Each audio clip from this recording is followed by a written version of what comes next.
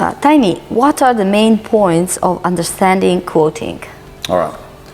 Obviously, if you don't do quotes, you don't get sales. You don't get sales, you don't have a business. All right. So the first thing you got to work out is what is your closing rate on quoting.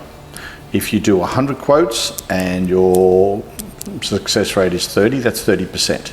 Now, depending on what business you're in and what it costs you to get a lead, if it costs you very little to get a lead and you do 100 quotes and it doesn't take very much time and you get 10 jobs out of it, well, that's great.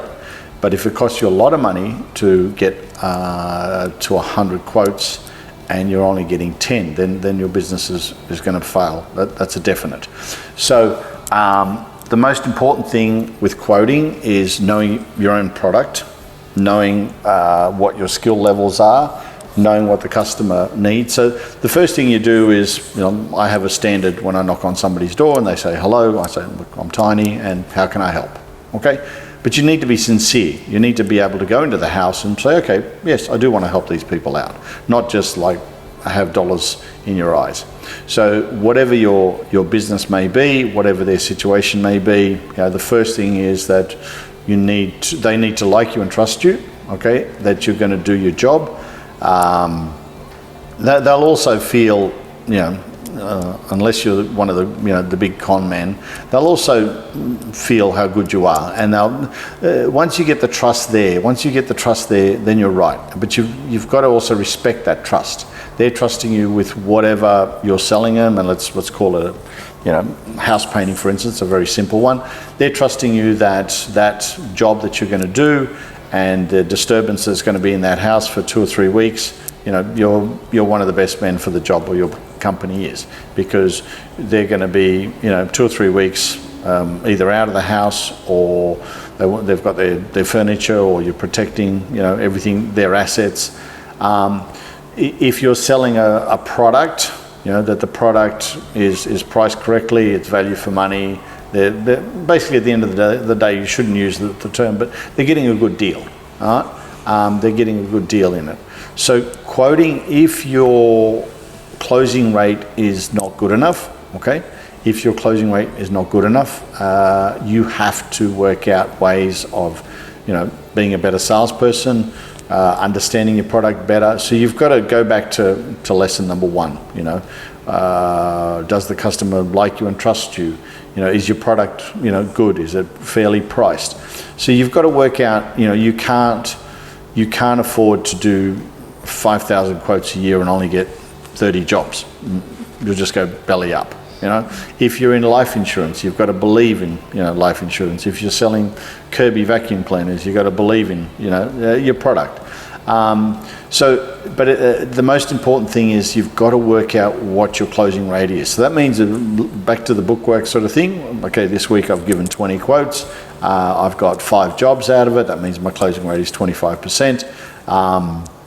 So all those sorts of things you've got to work out and say, okay, what's my ideal? In some of my businesses, my closing rate was 95%. That was deceased estates where, the people needed to get rid of all the stuff. We used to clear the houses out in bits and pieces, and they were, a lot of the time they were elderly, brothers and sisters that their parents passed away, so they needed something done. And one of the things in that business was efficiency. They needed it done as soon as possible, so they could put the house on the market, so forth, so forth.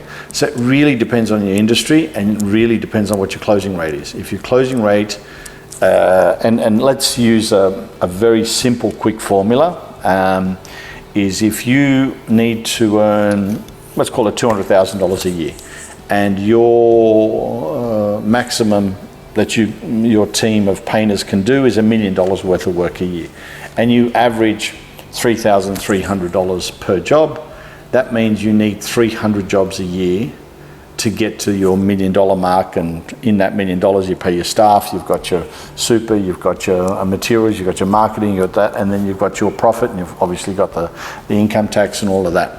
So in that, you need to do 1,000 quotes, and your closing rate is 30%. If your closing rate drops to 25%, you go bankrupt. And that's what a lot of people don't understand. It's like A normal company runs off 10% profit. Like a large company runs off 10% profit. It's called PE 10, which means that if you buy shares in that company, within 10 years, they've made your shares back, your money back, okay? Because you've had them for 10 years, and it takes 10 years. So that's basically 10 years worth of profit, 10% a year. So to break that company, you only have to take away 11% of their turnover.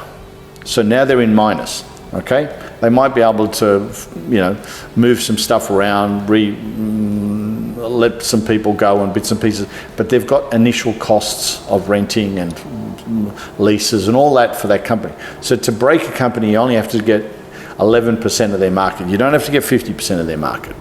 It's the same with your own business. If your closing rate of quotes drops from 30% to 25%, okay, you've dropped 16.6%, okay, of your income. Now, that ends up being, okay, a very, very tight year. There's things that you can't avoid where, it might rain for 3 months, but I'm talking in general, in any business, if your profit is 10%, which is quite good for a business or a company, if your closing rate of quotes drops, from 30% to 25%, your actual business has dropped 16.6%, which means now you can't afford to pay yourself, and some of the other bills will have to wait. Once again, you get into that trap of, yes, I'll pay that later, I'll get that. So work out your closing rate by saying, okay, the next 100 jobs that I quote, I want to see exactly how many I get, and then work off that. And if it's too low, get some more training, get some, some mentoring, other bits and pieces, so that you can increase your closing rate. If your closing rate is 70 or 80%, depending on what field it is, you could be too cheap as well. You could be too cheap, and then at the end of the year, you don't make enough money, but you're doing a lot of jobs. So you've got to work out what the market is, what your product is. So there's lots of factors to it, but once you do it over and over again, you just get a very simple understanding. It'll just, end up going like clockwork. Can you give us any advice on how to do, how to make closing rates higher? Some practical advice, for example. You've got to find. It's like anything. And let's go back to painting. If you take 20 days to paint a house, and somebody else takes 15 days to paint the house, and let's say both of them are in perfect condition, you need to go and see that person and basically watch them and understand and work with them for a few days. It's like with sales. If your closing rate is too low, you need to get, jump on YouTube, find some people that you respect and you like, and you like the way they're doing their sales presentation, and you've got to incorporate that. So you've got to, in a sense, go through a bit of pain and sort of say to yourself, okay, I need to get better. You can't say, oh no, I know what I'm doing, blah, blah, blah. A lot of the time, I call it the 4 levels. Level 1, unconsciously incompetent, which means you don't realise you don't know anything. Consciously incompetent means now you understand you know nothing.